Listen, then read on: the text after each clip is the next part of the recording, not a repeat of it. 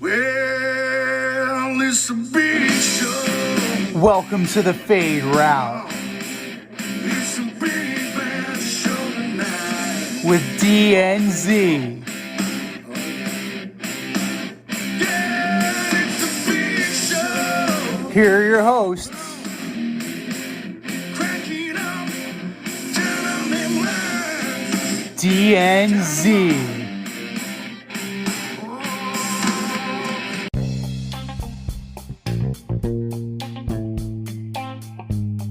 Welcome everybody to this week's episode of the Fade Route with DNZ. I am Z, and we got a great show planned for you.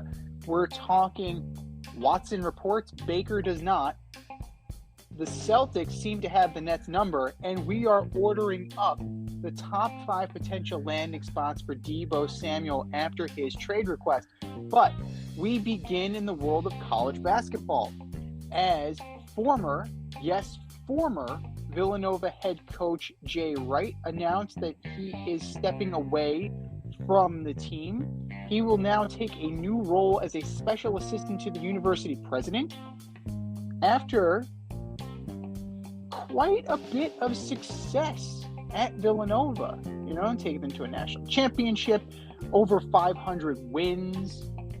As a career, Coach Wright, you're looking at 642 and 282 between Hofstra and Villanova. He's a culture builder, he's a program builder, and he's leaving this program in the hands of Kyle Neptune. Kyle Neptune spent 10 years under Jay Wright as a video coordinator and an assistant coach. Most recently, Kyle Neptune has been the head coach of the Florida Rams. Big ups to the BX. There we go. So, we've lost Coach K this year. He's retired. We've lost Jay Wright this year. He's retired. We lost Roy Williams. He's retired. All of a sudden, we were talking about all these coaches that were high on the pecking order in terms of greatest active coaches. And now you have guys like Bill Self moving up the ranks. You have Mark Few moving up the ranks. And then after that, it's getting really difficult to talk about who is still active, and who really fits the bill as best head coaches left. Maybe would you say Bruce Pearl? Would you say Shaka Smart? These guys are moving up the ranks. And one thing is for sure, Jay Wright is a fantastic coach, a very snappy dresser. He will be missed. And it also calls into speculation. I know we talked about it during our production meeting. Is the Lakers' job enticing to Jay Wright? He's had multiple offers, including the 76ers in the past, to jump from college to the NBA. And at age 60, is the time right? Is it the right time? Pun fully intended. And here he is. I've known this guy since our days on Carousel Shoes, flight crew through and through, the last QB in St. John's history. What's up, D? How's it going, man? Yeah, didn't see this coming at all, right? Never talked about it, never leaked anything about it. Just kind of woke up today and was like, oh, yeah, it's a wrap. No, it's wild. I mean, we could speculate all we want. I know the Philadelphia 76ers offered him the job a couple of times. Our first thought was, is he going to go to the Lakers? I don't know. Maybe Shire doesn't work out and he goes to Duke. I can see that happening. But what a nice guy. I mean, at least he seems that way. I've never met him, but he seems like a nice guy. He seems like a person people want to play for. And what a hell of a career. And you're right. There's not many elite head college basketball coaches left. Bill Self comes to mind. He's still there. Jim Boeheim is still going. But Boeheim's definitely on the list, that's for sure. Yeah, we're definitely entering into a new era of college basketball, and props to a guy who did it during the one and done era and figured out how to maneuver around that and played with defense. And a lot of local guys, he often got the Jersey kids and and the Maryland kids, and he's gonna be missed. I think the guy, the person taking over from him has some big shoes to fill. He absolutely does, and that's the problem with the guy after the great guy, like we talked about with Shire, and why we think that John Shire is in for a world of disappointment. But the shadow is big, the shoes are big, and you need to be able to come in and immediately establish your own identity. So you need to not only win, but you need to win big. And I think that's going to be important. Like for Kyle Neptune, he needs to come in and he needs to establish his stamp on this program. And that means like he needs to make a serious run in the NCAA tournament in order to cement his legacy. If you always try and, if you look at comparisons, when players replace great players, right? And in New York, we've seen it a bunch of times. We've seen Tino Martinez replacing Don Mattingly replacing, Jason Giambi replacing Tino Martinez. Mostly we've seen it with Yankee first baseman. But Didi Gregorius replacing Derek Jeter. You do get, the shoes are very big, and it's very easy to get swallowed up by that because the fans don't forget. And you need to establish dominance early in order to make the fans forget a little bit, and to lengthen the rope in case you do start to struggle down the road. And those are some nice shoes. They're probably some Cole Haans or some Allen Edmonds, I'm sure. Ferragamo, Jay Wright dresses in style, baby. You know that. No chance this next guy's gonna level up. We love youth sports. Not only do they get the kids out and active, but they teach the necessary skills of teamwork, sportsmanship, and fair play. One organization that we are proud to partner with is Ossining AYSO Soccer. Their mission is to develop and deliver quality, player-centered youth soccer programs that promote a fun, fair, family environment where everyone is welcome and everyone plays. If you have a child between the ages of 4 and 18, registration for the Fall 2022, Spring 2023 season opens April 27th with an early bird special. Sign up before June 15th for only $175 per child. For more information, to sign up, or to volunteer as a coach or referee, go to ayso201.org today. The more volunteers, the more children can enjoy the youth soccer experience with Ossining AYSO. That's ayso201.org. More soccer for more kids. ayso201.org. Visa and MasterCard payments only. But we're not gonna let college basketball steal the top of the show. I mean, we do have some interesting NBA basketball, playoff basketball going on. So much to talk about today. So excited. The Nets lost Game 1 and Game 2 to the Celtics. Kyrie did not hide his feelings from the Celtics fans in Game 1, giving them the double bird a few times, enjoying with fans in Game 2. Kevin Durant just could not get it going last night as the Celtics defense roughed and toughed him up. Do you have any issue with Kyrie getting into it with the fans, and where does this series go from here? Well, what I have a problem with is Kyrie Irving going for 39 in Game 1, and then going for 10. A 10! A 10! A 10! That's my problem with Kyrie. If you're looking, and here's the best part. In Game 2, 10 points, a whopping 1 assist. Remind me what position Kyrie Irving plays. Last time I checked, I thought he was the point guard of the team. He's a goddamn point guard. Because Harden's not there anymore. Yeah. Your job is to distribute. That is your role. And if you are going to have a 4 of 13 night from the floor, you better make sure you are making your teammates better. He did come up with 8 rebounds. That was tied for the most. Him and Bruce Brown. Good job. They don't pay you to get the rebounds. They pay you to pass, and they pay you to score. That is your job. And as far as the double middle finger goes, Double bird. the double deuce. I understand that this is a contentious relationship back from when you lied to the Boston Celtics fans and told them you were going to stay, but in reality, you were going to the highest bidder, and it happened to be the Brooklyn Nets. I completely understand why they are pissed at you. Never, ever, ever, ever is it appropriate to flash these double birds.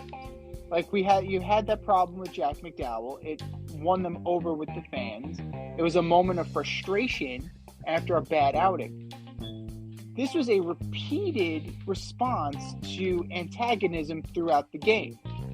It's a totally different situation than even Alec Bohm, even though I fucking hate this place. You know, it was just a, you know, this was, I'm going to rile up as many people as I can. I'm going to piss off as many people as I can. And I really don't give a damn what comes of this. And that is Kyrie Irving's attitude for the entire season, regardless of what we're talking about here, whether it's his vaccination status or his play on the court. It's about me, and everybody else is just collateral damage. I don't like the fact that he only got $50,000 in fines. Patrick Beverley, for saying take their ass home, got fined $30,000. He did not flip off the fans. He did not make an obscene gesture. I think Nurkic got more for tossing the guy's phone because he confiscated the phone and then chucked it. So this seems a little incongruous to me, and it's just another example of the league bending over backwards for Kyrie Irving when he does not deserve it. Yeah, I don't like pros flipping fans the bird. I think it sets a bad example for kids and, you know, people that are at the, you know, kids at the game, kids in attendance, kids watching, kids watching the game on TV. You know, you think that that's the way to handle your frustrations, and in a different setting, that would not be acceptable. I don't have a problem with them jawing, because I think that's part of basketball. You kind of get into it with the people around the court, and you also get into it with, you know, the other players. But I mean, rightfully so. I mean, Boston should feel burned. I mean, this was supposed to be they were supposed to be Tatum and Kyrie, right? I mean, they were supposed to really. This was supposed to be the start of something special, and they got squadouche out of it. And, you know, then you have Kevin Durant going 0 for 10 in the second half and 4 for 17 in the game. And they were roughing him up. But, you know, I don't have a problem with jawing. And how much BS is it? He goes through the whole day. He's doing Ramadan, fasting, but then you go and you flip people off during the game. I mean, come on, man. I mean, you gotta be a better person. Yeah, I mean, he absolutely does, and it seems to be a constant double standard. But if we look, you know what? We're talking all this smack about Brooklyn. Let's praise the Celtics a little bit. So the Celtics are more even in their performance. They're a team. They're a team. I mean, Tatum got pretty much shut out in the first half, and then he came on strong in the second half. And Marcus Smart playing really good defense and knocking down shots when he's supposed to. I mean, that's and these guys have been playing together for so long. I mean, the NBA should be kind of hoping that the Nets lose, right? Because you want to show that, superstars can't come together at the last minute and win an NBA title. You want to show that the importance of the team dynamic. Boston absolutely plays as a team. You should be, you know, it is a team sport, and you absolutely should be rooting against the Nets. And the Nets are getting out-coached. They're getting out-coached. They're not creating good opportunities for Devin Durant. And they're getting all up under him, and he just can't do anything because nobody's helping him. Nobody's coaching him. I mean, you could be the best player in the world. You still got to be coachable. Absolutely. And if we think about it for a second, where did they get Ime Udoka from? Where did the Celtics? San Antonio. San Antonio, but he also spent time with the Nets. So, Oh, really? Okay, there you go. yeah, Ime Udoka has experience in that locker room. He may not necessarily have it with some of these guys, but he is respected throughout the league, and he has pedigree in Brooklyn. So it goes without saying that, the guy who pays his dues compared to a guy like Steve Nash. Who just gets And it this is handed to him, something. Yeah. Yeah, this is something we said at the beginning, and I know Stephen A. Smith was painting it as racism. It's not racism. It wasn't racism. It was, the arrogance to think that because he was a great player, he could skip the line and be a great coach. Yeah. And that doesn't translate. I mean, if you look at some of the great coaches who were players, yeah, Larry Bird was a decent coach. Isaiah Thomas was Magic Johnson was awful. And then look at Steve Kerr. Steve Kerr's a fine to great head coach depending on who's on the court for him. But they're consistently in it. Steve Kerr was not a great player by any stretch of the imagination. But Steve Kerr is definitely maximizing what his team is bringing to the table. Speaking of things being brought to the table, injuries are being brought to the table. The Bulls and Pelicans, even their series with the Bucks and the Suns, respectively. Devin Booker injured his hamstring and is out for game 3 and 4, possibly out for 3 weeks. Yeah. It's Chris bad. Middleton sprained his MCL and is likely out 2 to 4 weeks. Who's a bigger loss, Booker or Middleton? I flip-flopped on this. Initially, I thought it was really Booker, but I don't think the Bucks can survive without Chris Middleton. He's like Robin to Giannis's Batman, and the Bucks could have lost game 1. They lost game 2, and they could lose more games in this series. The Phoenix Suns, to me, their main player and the most important player on their team is CP3. And don't get me wrong, Devin Booker is their superstar. But could they win this series without Devin Booker? I think they could. DeAndre Ayton would have to really step up, and other players on the team Bridges would have to step up. But I think they can get by the Pelicans, especially the Pelicans don't have Zion, and really Ingram is their best. He's playing out of his mind right now, which is why they're able to win. But I would say, for me, I think it's Chris Middleton. How about you? I'm going with Middleton as well. Just doing a comparison of rosters, you don't really need to go that far, right? Chris Paul is the best player that's remaining on that Suns roster. But you can run your offense through Paul and DeAndre Ayton, and you'll be fine. You'll get... They also have really good role players, right? Like, Cameron Johnson is really good. You have Landry Shamet, you have Dario Saric, you have guys... JaVale McGee, I think it sounds silly, but he gives them good minutes, and they have talent. Like, they can get by if they had to. They absolutely could. And, you're trying to replace 26.8 points per game, 4.8 assists. Devin Booker's no slouch, but other guys on this team can possibly fill in and give a spark. But as long as you have Ayton and Paul, you're going to be fine. If you look at this roster here, you have Giannis, you have Chris Middleton, and where is your offense going after that? Drew Holiday, George Hill, it's not their job to score. Drew Holiday can do it. They're good in spurts. They're not guys that are going to give you like 40 minutes of scoring, and that's basically what they need to replace, right? Exactly. Wes Matthews isn't going to do the trick. Grayson Allen's definitely. Grayson Allen's more likely to get suspended than do anything. Well, there's just a different mentality in basketball. It's like, somebody goes down, someone has to make up those points in that amount of time. Absolutely. And you also have to be a defensive stalwart. You can't be a liability on the court. And I think because it is the gap between the top 2 players and the rest of the team on the Bucks is so wide that they're definitely going to struggle a little bit more. Granted, the ceiling the ceiling for the best player, Giannis, is much higher than everybody else. So Giannis can definitely pull a LeBron and carry a team on his back until Chris Middleton gets back. I mean, we've seen it. He's that talented.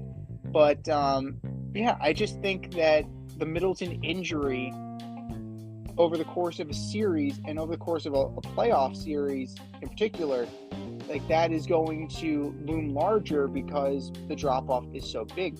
Now, Chris Paul, if they lose Chris Paul, it's a different story. Because, like we said before, Chris Paul is what makes the Phoenix Suns go. He's the straw that stirs that drink. Devin Booker and DeAndre Ayton were on one of the worst teams in the league before Chris Paul got there. Chris Paul literally strapped these guys to his back and got to the NBA Finals. So it does not, to me, the injury to Booker isn't as big of a deal, and it's one that I think, it's tricky because it's a hamstring. So it's one of those things that it's going to be a problem, and it's definitely, they're going to have to learn to play without him. A knee, you could probably rehab a little bit faster. A hamstring can flare up on you.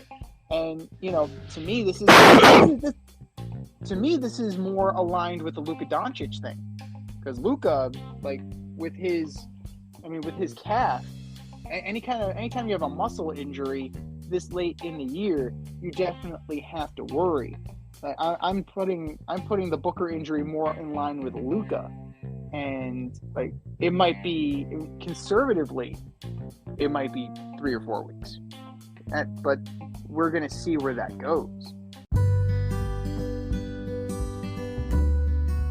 Avoid messy accidents. Get better stopping power with your brake pads. Callahan brake pads. You never know when you'll be driving in the road and there will be a truck tire that you need to avoid and save your family.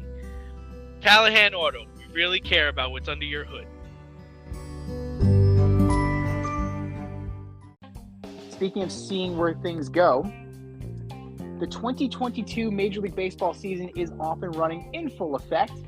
And Dave Stewart, former star pitcher for the Blue Jays and A's, and last we saw him, he was an agent and a former GM of the Diamondbacks. He's trying to jump into ownership. He's putting a group together to try and get a Major League Baseball team in Nashville. Now, we've seen this before with the Dave Dombrowski group. The problem is Dave Dombrowski left that group to go take a GM position. We've heard rumblings about this, and it looks like it's starting to come together again. What are your thoughts on a Nashville baseball franchise? Yeah, I think we talked about this a lot, maybe last year. I mean, I think the Nashville scene is hot. I mean, it's hot right now, But what about the idea of instead of bringing an expansion team, you could just get the A's to move there? I mean, they only had 30,000. They only had 3,000 people in attendance for the game earlier this week. No, I've loved Nashville. I've been there a bunch of times. All their sports teams are located right downtown where all the restaurants, shops, and bars are. And it's expanding. It's growing. There's a lot of businesses going down there, and there's a lot of developments being made up. Vanderbilt's right there. A lot of good baseball players and some football players came out of that school. I mean, unless Major League Baseball wants to put a team in Montreal, you have Montreal and then Nashville. But baseball is one of the sports that can continue to add teams, don't you think? Without hurting the product. There's fine baseball players, throughout the minor leagues, and there's always a good crop where you could field a team and every 4 years or 5 years compete. It's not like the other sports. Well, my thing is this. It's not just one. If you're doing expansion, you need to do two. Because you need to have a balance in both leagues. So if you are doing Nashville, then you have to add Las Vegas, or you have to add Montreal. It's never just going to be one, because you want that even number in order to keep the schedule balanced. Major League Baseball is actively trying to expand. And frankly, this is the same league who was thinking about contracting in 1998. The same year that Arizona and Tampa Bay were being ushered into the league, they were talking about folding Montreal and Minnesota. So I'm not too keen on the expansion idea. I personally think that there are a lot of Major League Baseball players who are not good enough to be on a Major League roster right now that are taking base. And there's a bunch of quadruple A players. In my opinion, you're going to bring a substandard product to this new scenario. The other thing with Oakland right now is that it would be great for Dave Stewart because Dave Stewart has those roots with the Oakland A's. But it's also a substandard product right now.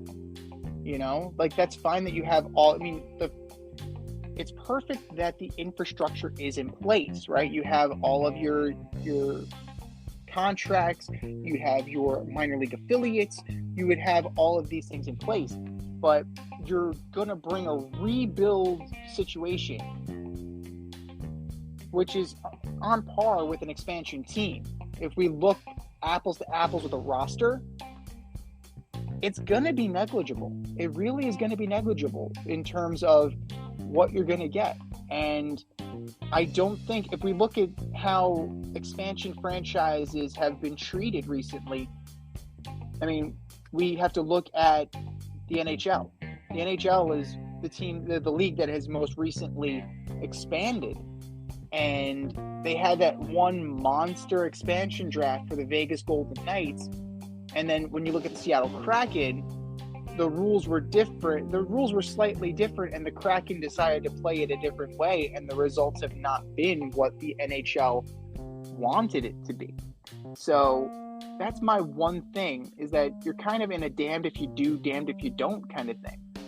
You're gonna get substandard baseball for at least the first 5 years of the franchise, any way you slice it. So keep it at 30 right now. Grow and mature some of these players to where they're not the drizzling shits, and then you might have something here to where you can expand later on. I just don't feel that. I disagree that right now is the right time for expansion.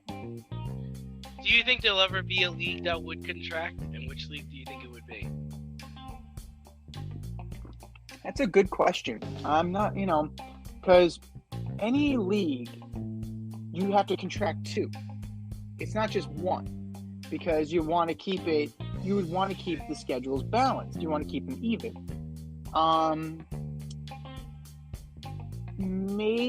No, not even the NFL. Not even the NFL. No way. Never. No way. Even though you have you have they'd put a team in England before they would contract. That's not, See, for me, I would think it would be the NBA. I really do, because they're going that way anyway with the super teams. Right, and I think it'd be better if they did. And but then again, you have small markets competing at a high level. I mean, the Bucks won last year. That was a team that I thought should have been contracted. And look at the number 2 in the Western Conference. You have the Memphis Grizzlies. Yeah, and then you have the Pelicans, who have supposedly one of the best players to come out of the draft, even though we haven't seen him play. But and the NHL, I guess, would be another one that I could see contracting. But baseball, there's money in baseball. There's money in baseball, man. The NHL, I would consider. The only thing, the one team that I automatically think of with the NHL is the Arizona Coyotes. And they just keep, it's the snake that swallows his own tail to survive. They're now moving onto the campus of Arizona State University. I would love to go to one of those games. You know that? I bet that's really great. Those games must be really good in that arena. I mean, we're gonna find out. Hopefully, we can get a fade route field trip going. But it's one of those things, man. Just like you wouldn't necessarily think that warm weather hockey sites would survive, and that would be one of the logical locales that get removed. But for some reason, teams are, they're hell bent on staying the status quo or growing.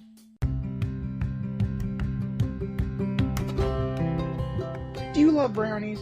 Of course you love brownies. But you know what's better than a brownie? A delicious, handcrafted, gourmet brownie delivered right to your doorstep. That's what our guys at Sweet Life Brownie Co. offer. Chef Tommy D and the crew offer a dozen delicious delights that you will crave, from the classic OB to Dutch apple to campfire s'mores and many more. Check out their website, sweetlifebrownieco.com, for their Friday brownie drops. At noon, their site goes live and you see what they're making. Since you're there, become a site member and earn points. You earn 50 points just by signing up. Make sure you follow them on Instagram and Facebook too, at sweetlifebrownie_co, for the latest updates and their latest releases and creations. That's sweetlifebrownieco.com. Give them a call, 845-641-3043, and tell them D&Z sent you. That's sweetlifebrownieco.com, 845-641-3043. Sweet Life Brownie Co., because there's always room for a brownie. But speaking of growing, off-season workouts have started for teams around the league, and there's growing concern, particularly in Cleveland. Deshaun Watson was on the field for the first time in 2 years as he has suited up for the Brownies. But one person that was notable in his skipping of the workout was Baker Mayfield. Should Baker show up for these workouts? I think he should. I would. Make them feel uncomfortable. They put themselves in this situation. I'm going to play. I have a contract. I'm here to play. I'm here to compete.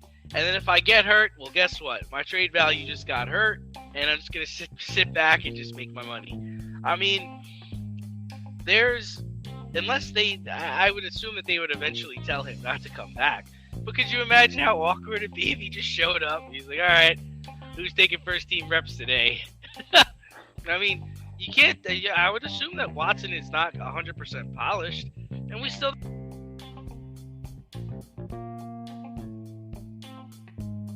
No, we still don't know what the future holds for Deshaun Watson as far as his, suspension and legal matters.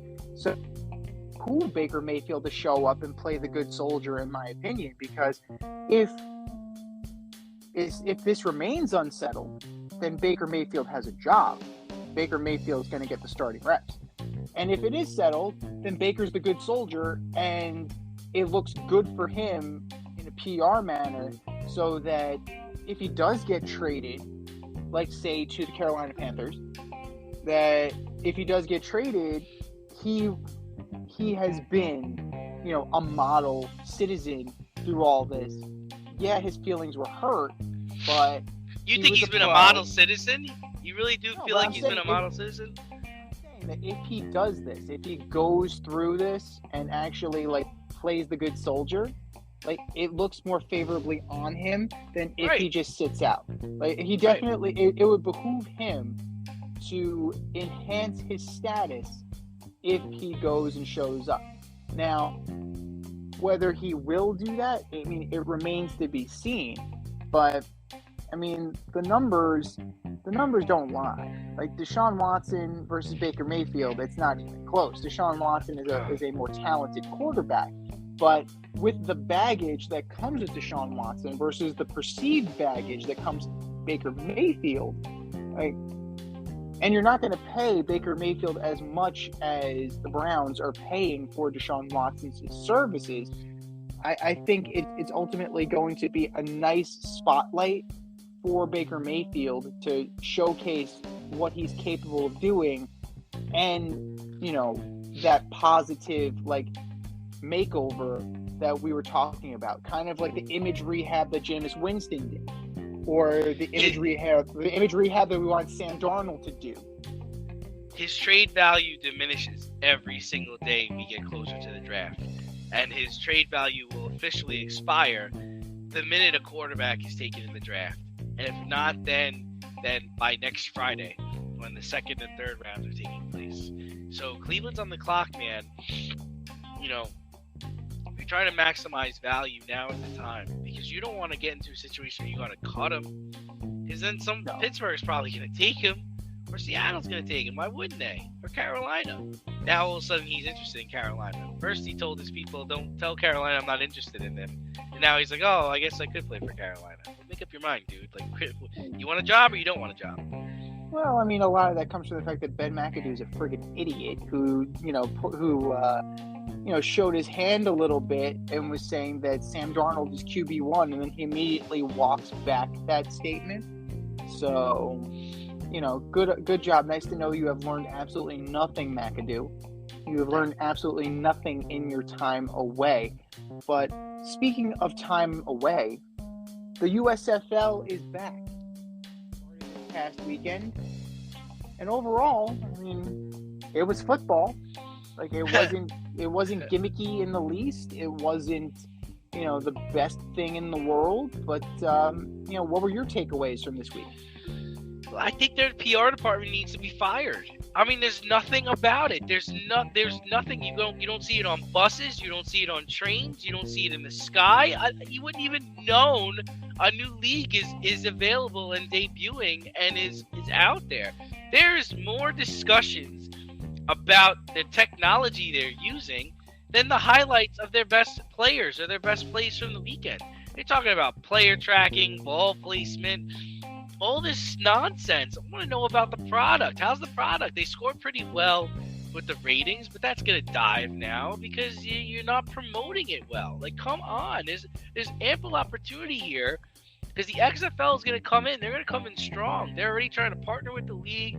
They understand their role. What's your role going to be? And they haven't established that. Yeah, and frankly, they haven't really done that much. I mean, even though you have, looking at this, even though you have teams representing cities, everything's going to be played in Birmingham, Alabama, at least for now. And which is cost effective. Yeah, cost effective.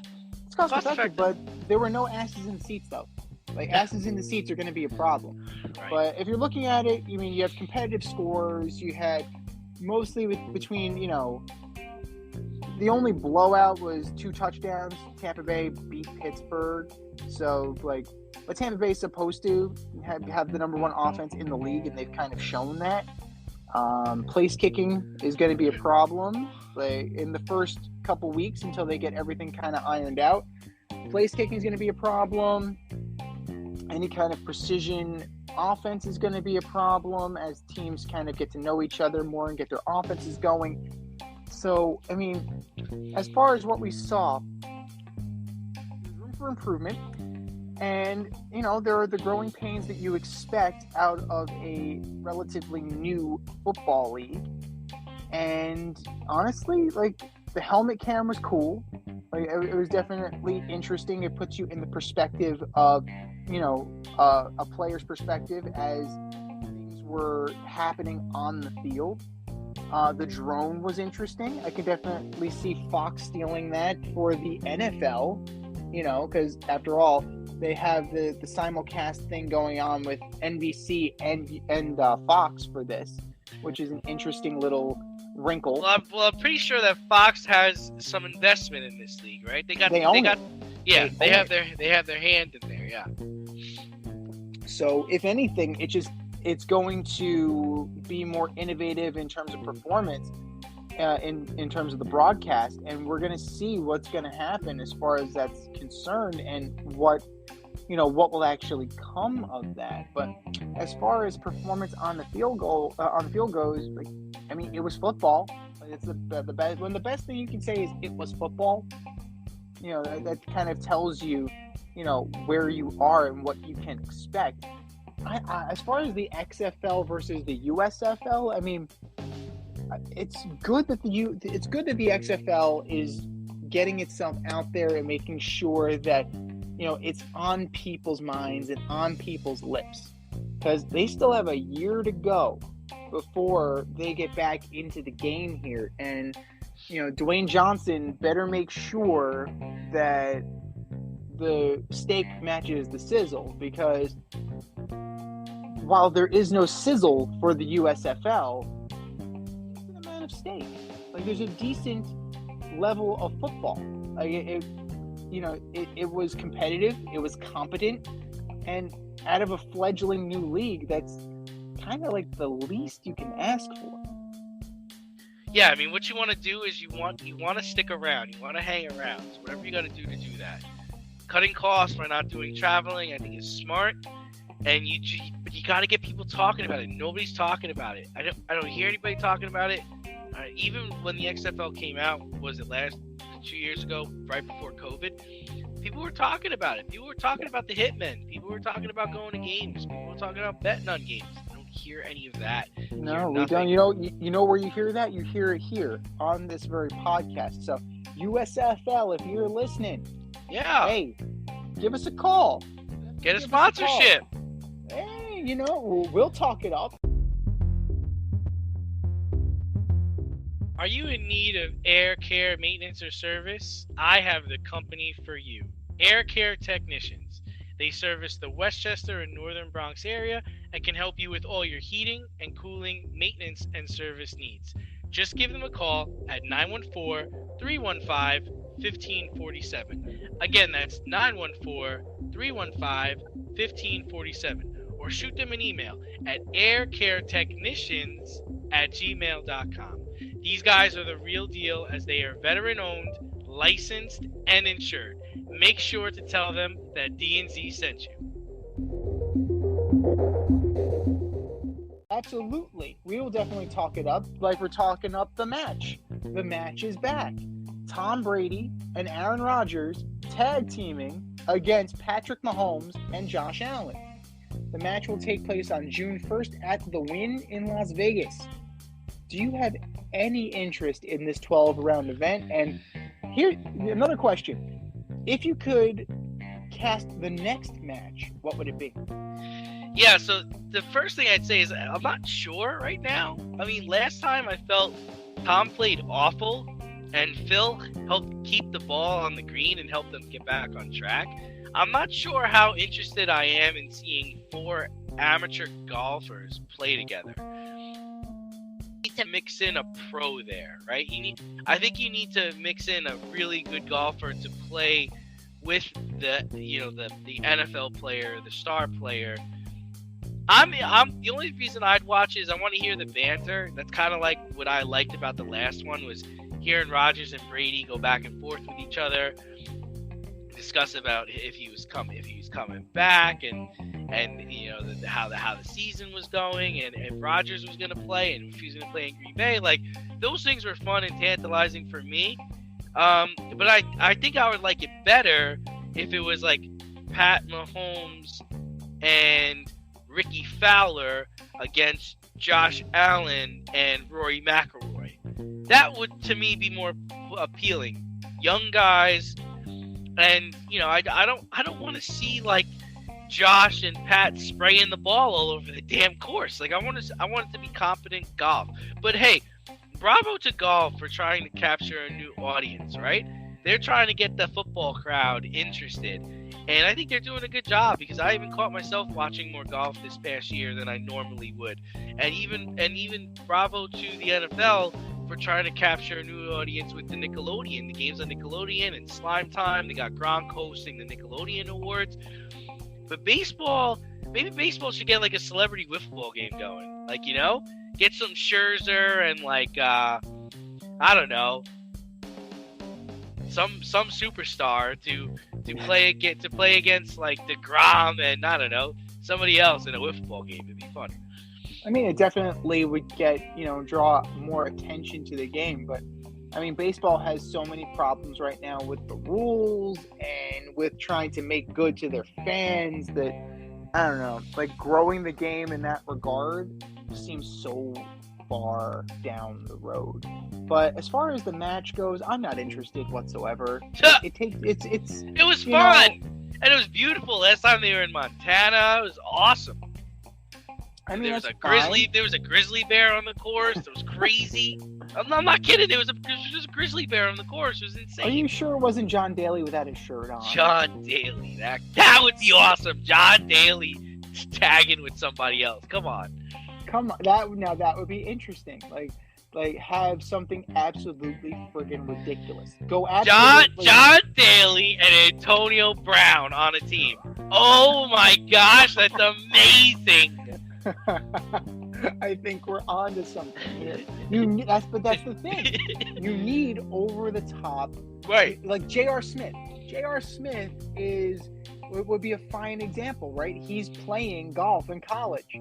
Like with the name, image, and likeness stuff anymore, it wouldn't be an NCAA violation to go do the match. J.R. Smith has friggin' personality coming out of his ass.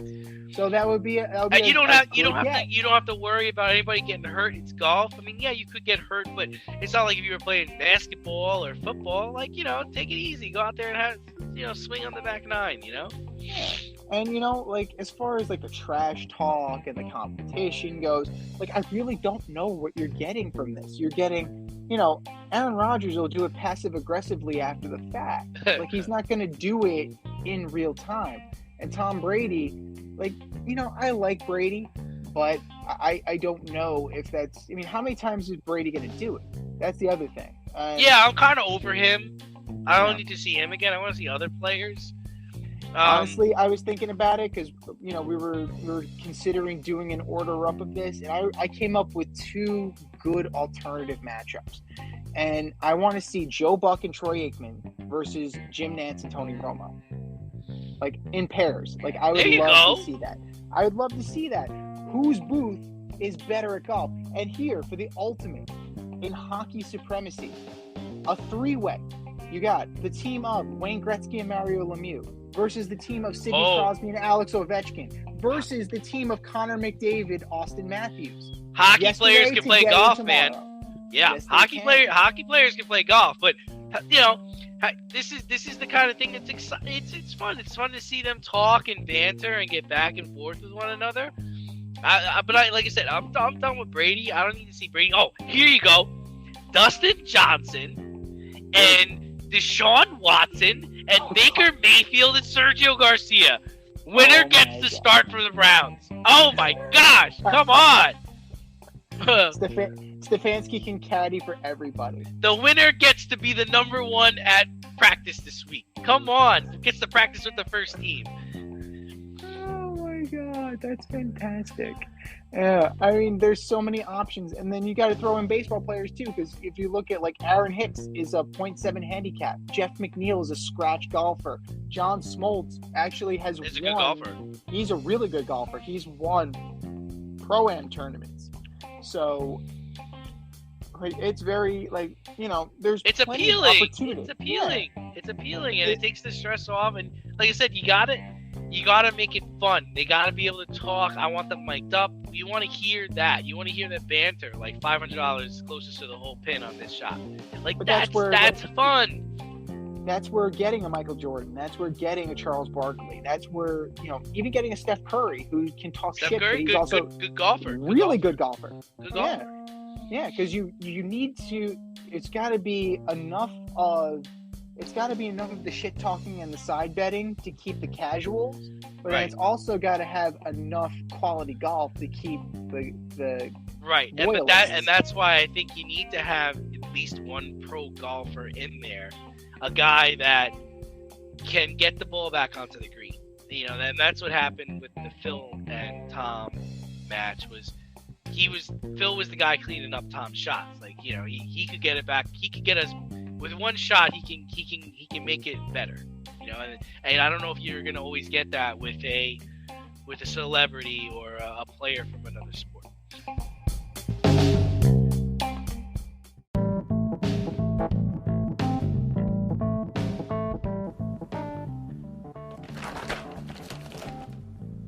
If you've ever listened to a podcast and thought to yourself, "Hey, I can do this," then do I have the tools for you? If you haven't heard about Anchor, it's the easiest way to make a podcast. Let me explain. It's free. There are creation tools that allow you to record and edit your podcast right from your phone or computer. No specialty training, no specialty programs needed.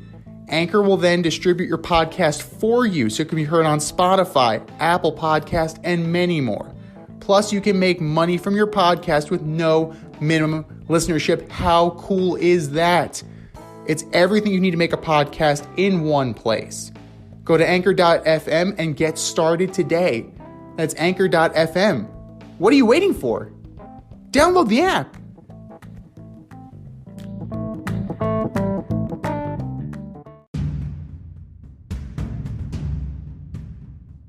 More or less?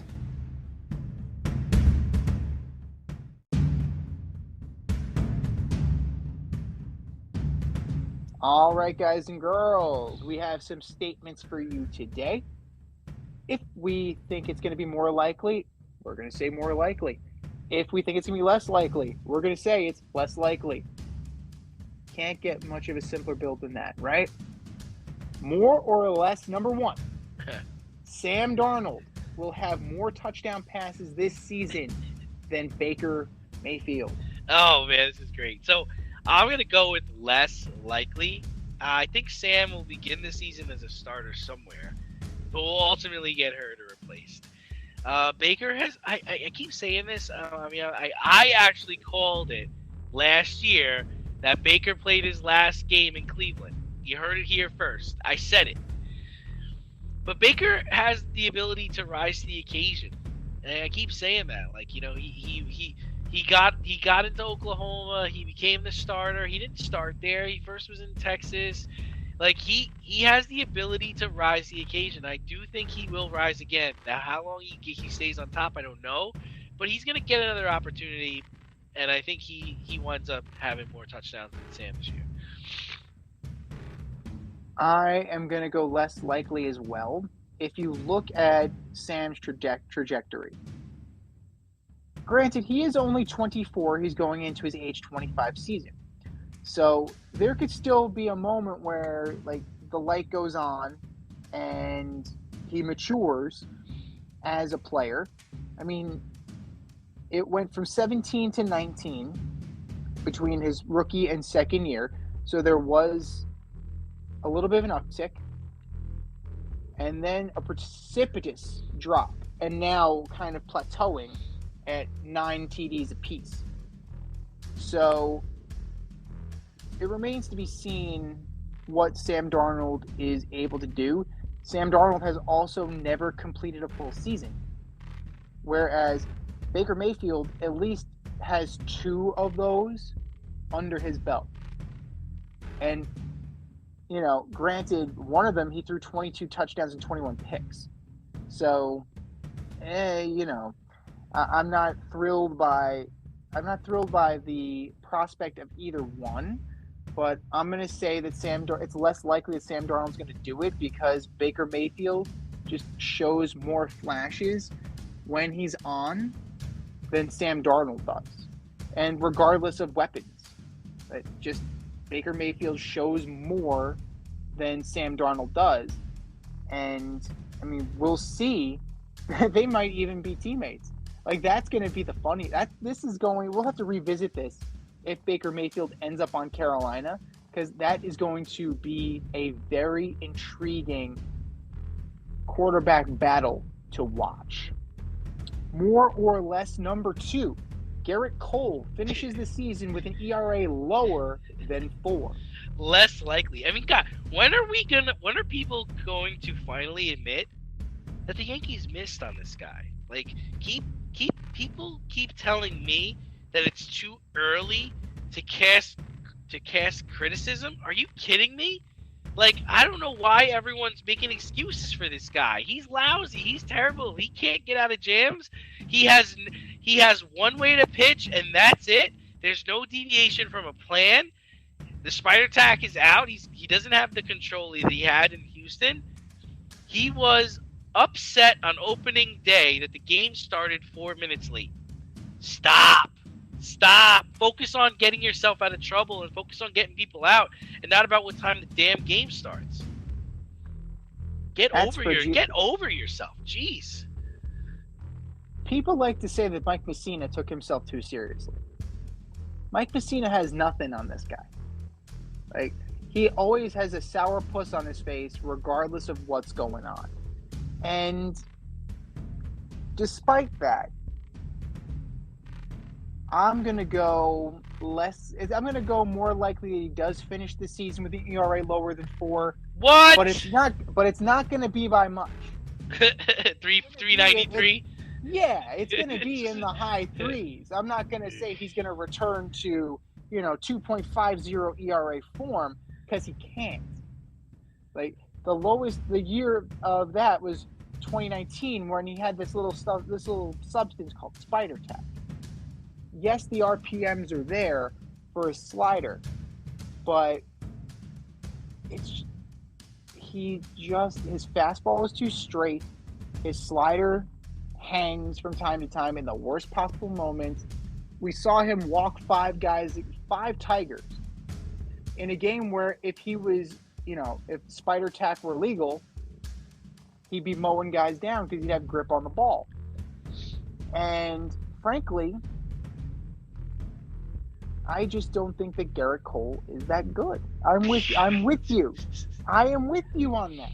Like, the years where he was astronomically great were the years that he cheated. So, that gives me a little pause to kiss this man's ass. Now, the Yankees are on the hook for a shit ton of this money. And, King Cole is giving them absolutely no return on their investment. Regular season, you're looking at 23-11. That's not great. That's not great at all. And when they needed him most, he shit the bed. So you just bought Roger Clemens 2.0. And Roger Clemens, as a Yankee, was no great shit. I'm going to go more likely, but it's going to be somewhere in the 3.9s.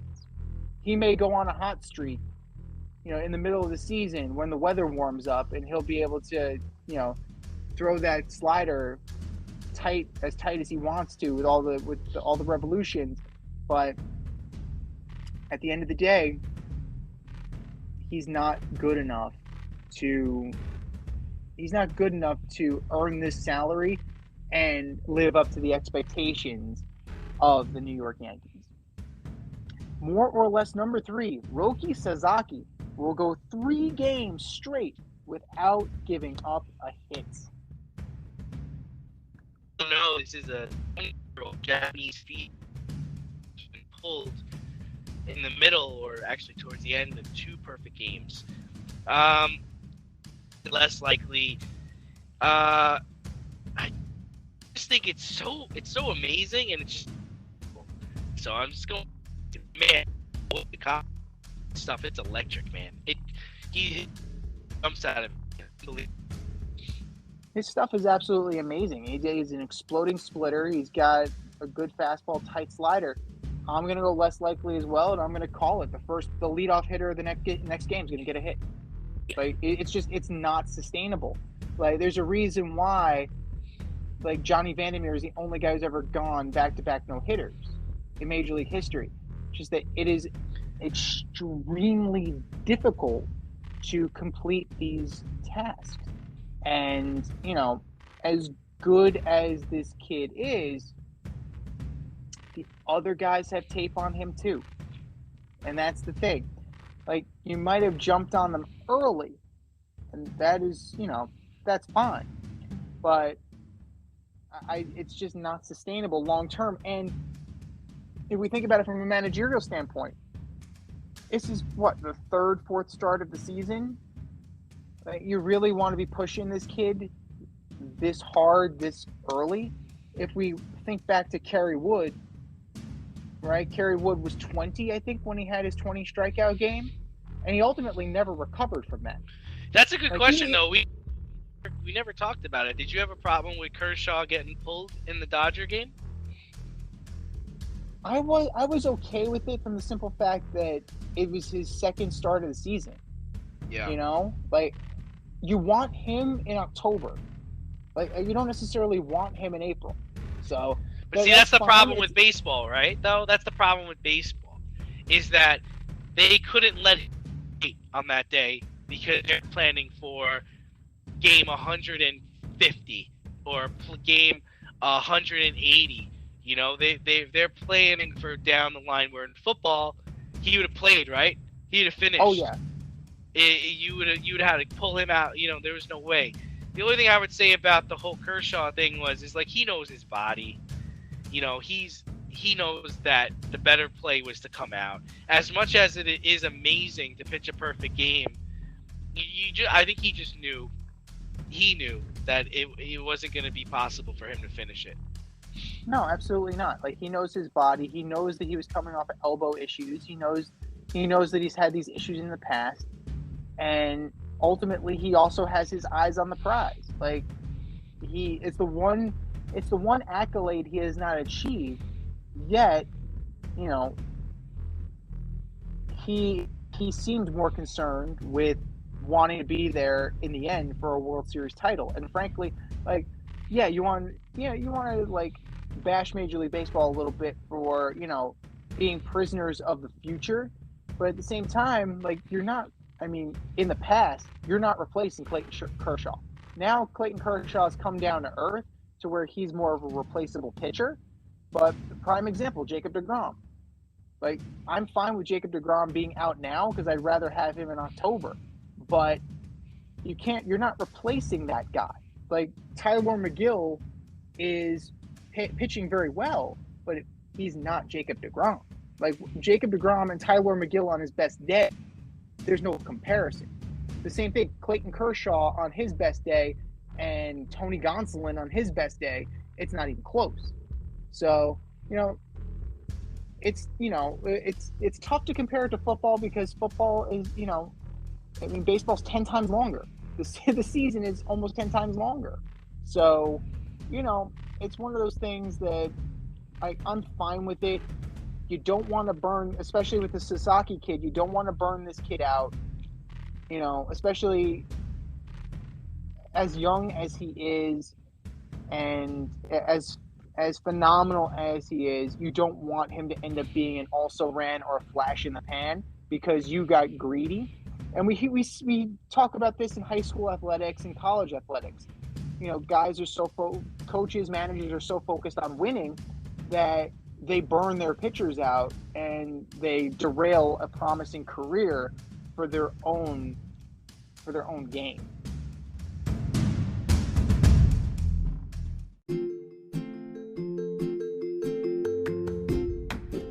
You can't help but smile when you see a balloon. The simplest occasion is a party. Westchester Pop Stars, located in New Rochelle, New York, offers balloon styling and decor for all life's events. Birthdays, anniversaries, weddings, showers, school and corporate events, store openings, or just because. Westchester Pop Stars takes balloons and shapes them into works of art, creating decorative installations for your special occasions. No event is too big or too small, and their custom personalization service is top-notch. Westchester Pop Stars is a private studio, quickly expanding. In-person consultation is by appointment only. Send an email to westchesterpopstars@gmail.com for more information or to schedule an appointment. No need to hire an event stylist. All you need is balloons. Currently servicing Westchester, Putnam, New York City, and Connecticut. To find Westchester Pop Stars, search for them on Instagram, Facebook, or Google.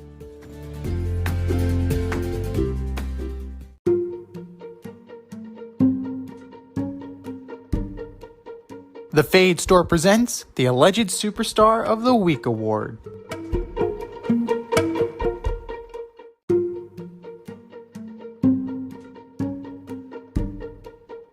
All right, boys and girls, you know what time it is. It is time for the Alleged Superstar of the Week.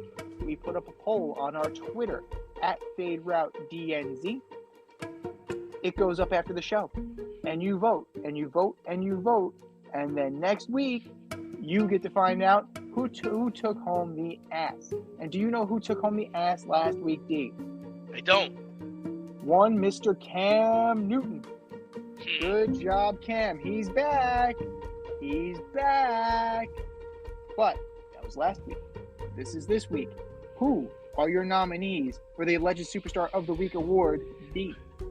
All right. First up, I've got Kevin Durant. You know me. I'm Kevin Durant. Well, we know you went 0 for 10 from the field in the second half, Jeebus, and 4 for 17 from the field for the entire game. You're supposed to be the best player in the finals right now, or in the NBA playoffs. 1 for 2 from 3. You only took 2 3-point shots. Do better. Just do better. Number 2, Aaron Boone, coach of the New York Yankees. Miguel Cabrera sitting on the verge of number 3,000, and you walk him to load the bases in late innings? For shame! Aaron Boone, you are my alleged superstar of the week. And last, and certainly not least, is Deebo Samuel, asking for a trade because the team that drafted you is not signing you to an extension yet. Play out your contract. Bet on yourself like Baker did. I kid. But those are my alleged superstars of the week. What do you got, Z? All great choices. All great choices. Gonna go with a couple of familiar faces and call some that are just like Rob Manfred? Not this week. But he, we may have to debut a new segment called Insane or Hilarious for one of these. But Ben McAdoo, we're gonna start with you. You have learned absolutely nothing since you left the Giants, having to walk back the comments about declaring Sam Darnold QB1. Ben McAdoo, when will you learn? Just let other people, more qualified people, choose quarterbacks. Ben McAdoo, you are my alleged superstar of the week. Tommy Pham, for trying to instigate a fight with Luke Voigt over a hard but clean slide at the plate that took out catcher Tyler Stevenson. You may know a lot of MMA gym owners, but that doesn't really mean anything, does it, Tommy? Tough guys don't talk about how tough they are. Tommy Pham, you are my alleged superstar of the week. Washington Nationals, for not letting Capitol Police know about the planned Golden Knights jump in honor of Military Appreciation Night. They shut down the Cap. They evacuated the Capitol because you forgot to make a phone call. Nationals, you are my alleged superstar of the week. And last but not least, Weatherford College pitcher Owen Woodward, for absolutely trucking the guy that took you deep. So he was running his yacht. Yeah, so just hit him. Just plunk him the next time like any other pitcher. Your own teammates didn't even back you up, bro. And now the school is thinking about expelling you. Good luck living this one down. Owen Woodward, you are my alleged superstar of the week. Those are our choices. Those are our nominees. Head to the poll on Twitter and vote, and vote, and vote. And as for our nominees,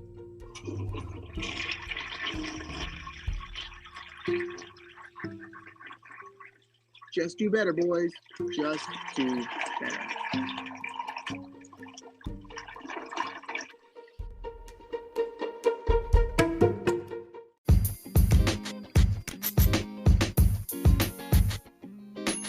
Your favorite podcast has its own merch line now. Go to the Fade store with DNZ.com today for all your Fade Route merch needs. I'm talking tank tops, t-shirts, sweatshirts, like yoga pants, we got those too. Like some cool accessories, we got those too. And we're not done yet. We have so much more planned for you, but check out what we have today at the Fade store with DNZ.com. That's the Fade store with DNZ.com.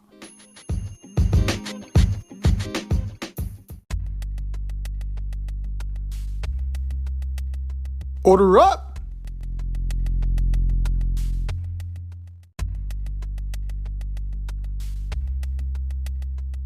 All right, boys and girls, it is time for us to order up. Order up, order up!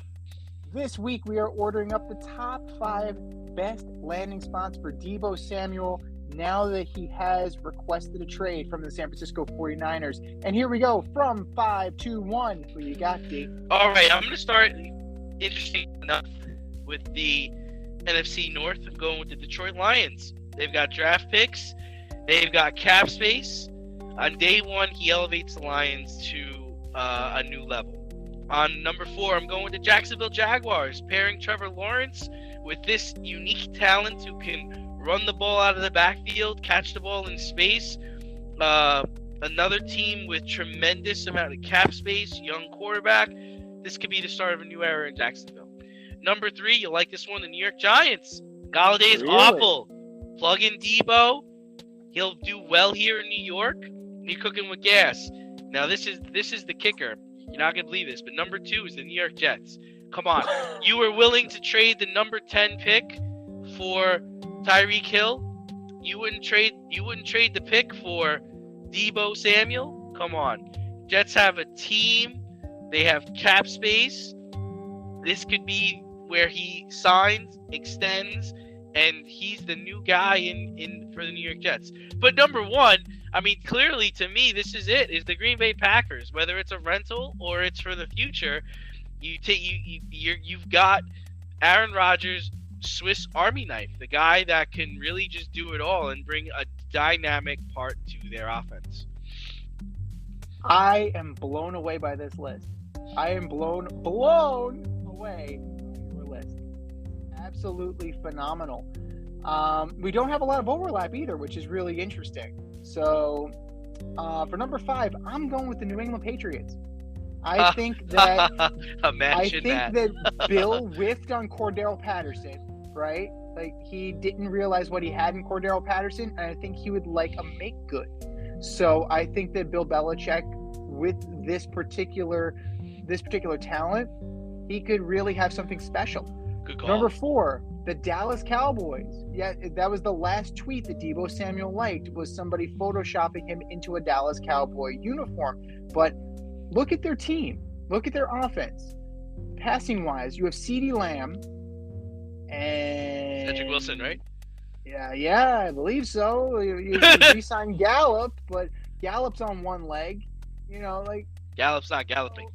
No, Deebo automatically gives you credibility, and he can also add a wrinkle out of the backfield. So that's definitely something that Wonderkin Kellen Moore would definitely exploit, maybe, if he was any good. I'm still not sure if he's any good. Number 3, your Baltimore Ravens. They need a goddamn wideout. They need a number 1. They whiffed on Julio. They didn't get Tyreek Hill. They need. Marquise Brown is not a number 1. Sammy Watkins is now in Green Bay. They need a wideout. And drafting a wideout is not the answer. You need an impact guy, and you need him now. Your window is closing. And Mark Andrews cannot be that guy. Number 2, I'm taking the Colts. If this is win now, prove it. You got Matt Ryan. You have Jonathan Taylor. Michael Pittman Jr. is not a number 1. T.Y. Hilton is a free agent. He is gone. So why not pony up, put your chips in the middle of the table, and go all in and get yourself Deebo Samuel. If you really want to take on the Titans, prove it. And number 1 for me, just as it was for you, the Green Bay Packers. Aaron Rodgers needs a toy. Now that Devontae Adams is in Vegas, he desperately needs something. Now, it's a toss-up for me between getting Deebo Samuel and signing Odell Beckham. It wouldn't surprise me if both happened and Aaron Rodgers ends up with OBJ and Deebo as his 2 primary weapons and Sammy Watkins is his number 3. Like, it would go from to interesting very quickly, or it can all go to hell and Aaron Rodgers can start throwing people under the bus as do. This has been the Fade Route with D&Z. Thanks for tuning in tonight. Catch our podcast Wednesday nights on Anchor, Spotify, iHeartRadio, wherever you listen to your podcasts. So until next time, stay faded, everyone. It's time for us to run the go route, but we'll talk to you next week.